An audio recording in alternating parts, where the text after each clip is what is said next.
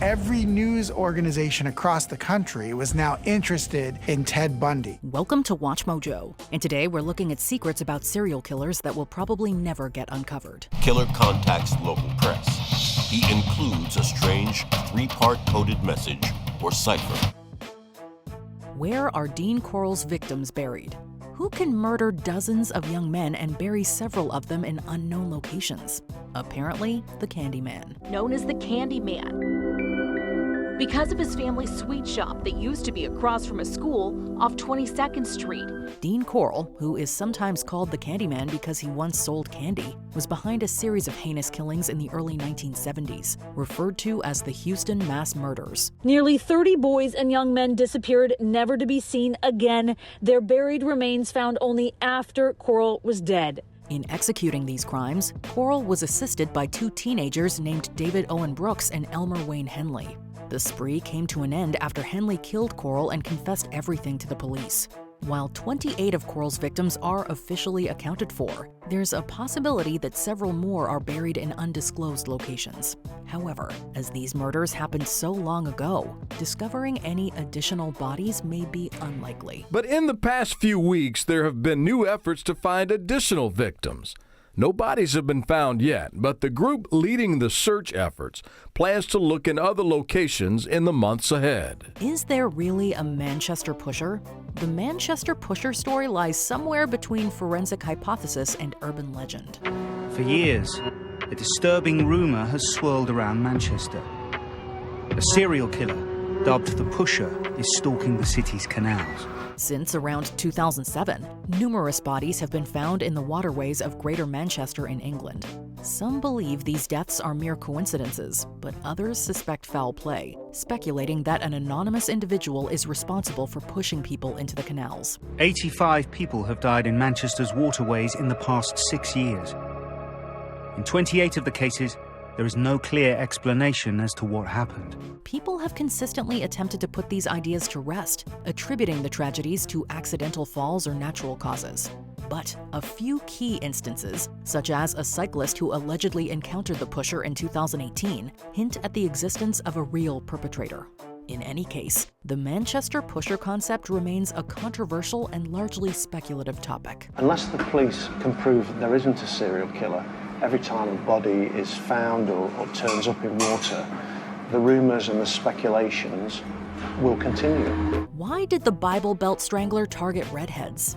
The Redhead murders spanned from the late 70s to the early 90s. Homicides have become known as the Redhead murders. The case remains unsolved, but a couple of factors have linked the victims. Firstly, the majority of the killings took place in the so-called Bible Belt, which has earned the suspect the Bible Belt Strangler moniker.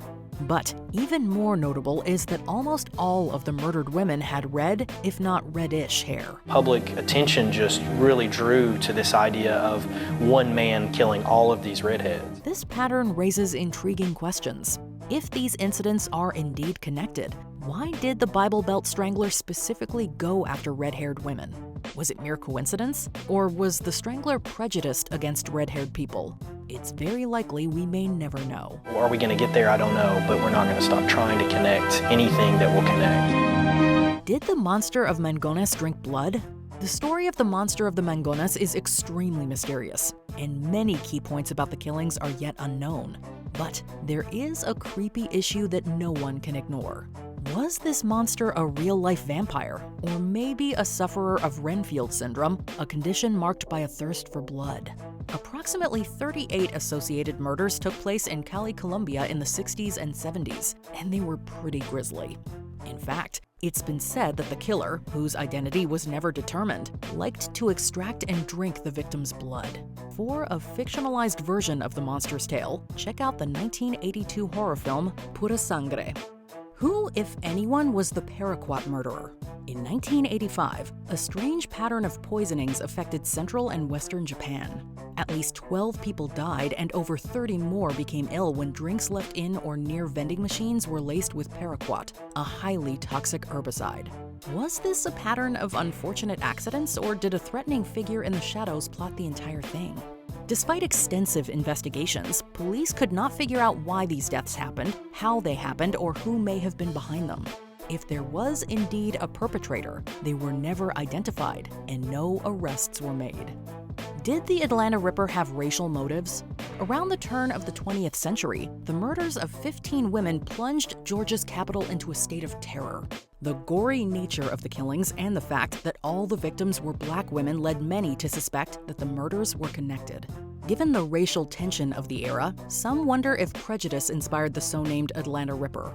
Incidentally, one witness claimed to have caught a glimpse of the killer and described him as black, casting doubt on the racism theory. Either way, since investigators have been stumped on this one for over a century, we may never know whether racism had a role in the Ripper's choice of victims. Who burned down the Gein house? An unsettling obsession with his mother and a penchant for building furniture out of dead bodies have made Ed Gein one of the most disturbing serial killers ever. The twisted killer was a quiet loner named Ed Gein. Hidden inside the 51-year-old's rural farmhouse was a ghoulish treasure trove. Gein's eccentricities have inspired many a fictional villain, from Psycho's Norman Bates to Leatherface from the Texas Chainsaw Massacre. Anyone who's heard Gein's story knows that his home, a secluded Wisconsin farmhouse, was full of dark paraphernalia that he fashioned himself. In 1958, the property that Gein had lived in was due to be auctioned off. And I think the last thing that local people wanted was for this to become some kind of shrine, some kind of attraction for people who were morbidly fascinated. A few months after his arrest, the house mysteriously caught fire, mere days before his possessions were set to be auctioned off. Although some have blamed a nearby garbage fire, many believe the property was destroyed by arson. But of course, we'll never know for sure. A lot of the neighbors weren't too happy with having talk of it being turned into a museum of sorts. But there were a lot of stories. Anyway, it's gone. People still kept coming, though. Did Jeffrey Dahmer's father also have dark impulses? Sometimes called the Milwaukee Monster, Jeffrey Dahmer was infamous for his gruesome acts, not to mention unusual tastes. Jeffrey Dahmer was responsible for killing more than a dozen people. The majority of those murders happened in an apartment near the Marquette campus. There's some debate as to whether or not Dahmer's father, Lionel, had a hand in his son's actions. Not in the crimes themselves, but perhaps in the development of his psyche. In his 1994 memoir titled A Father's Story, Lionel admits to having harbored his own thoughts about hurting others. I mean, we're all on a continuum. We all do bad things. We all sin. He was at the extreme of this continuum. That said, Lionel, who died in 2023, would never definitively learn whether he shared any troubling fantasies with Jeffrey. Moreover, since Lionel is not known to have acted on these thoughts, it's unclear just how much they could have influenced his son's actions. I just wish I had been I had a little bit more smarts to feel that I should be putting some of that effort with my son. The Zodiac Killer's Codes. The case of the elusive Zodiac Killer has baffled law enforcement for over 50 years.